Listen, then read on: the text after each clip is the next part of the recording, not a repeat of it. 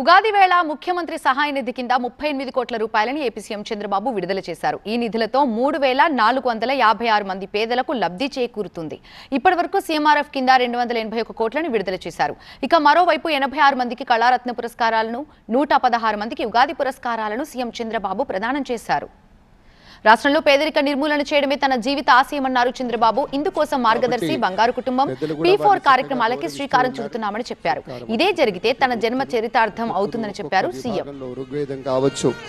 భవిష్యత్తులో ఈ రాష్ట్రంలో ఎవ్వరు కూడా పేదవాళ్ళు లేకుండా మొదటి ఫేజ్ జీరో పావర్టీ, అక్కడి నుంచి మెరుగైన జీవన ప్రమాణాలు, అక్కడి నుంచి ఉన్నతమైన జీవన ప్రమాణాలు, అందరికి కూడా అవసరమైన వాళ్ళందరికీ అన్ని విషయాలు, నాణ్యత కలిగిన విద్య, ఆరోగ్యం, లేకపోతే జీవన పరిణామాలు, ఇవన్నీ చేసే కార్యక్రమానికి శ్రీకారం చుడుతున్నా.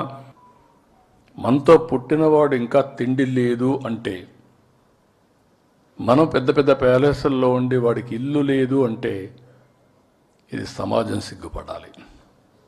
అలాంటి కార్యక్రమానికి శ్రీకారం చుడుతున్నాను. ఇది జరిగితే నా జీవితం, నా జన్మ చరితార్థం అని చెప్పి మనస్ఫూర్తిగా ఆకాంక్షిస్తున్నాను. ఒకప్పుడు ఇవన్నీ మాట్లాడితే ఊహాజనితంగా ఉండేటివి. ఇప్పుడు ఈ విషయాలు చేయడానికి అవకాశాలు వచ్చాయి.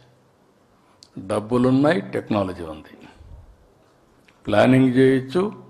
దాన్ని అమలు చేయడం కోసం రాష్ట్రం మొత్తం ఏ ఊర్లో ఏం జరిగిందో రియల్ టైంలో తెలుసుకుని మళ్ళా రియల్ టైంలో మెసేజ్ ఇచ్చే పరిస్థితికి వచ్చాం.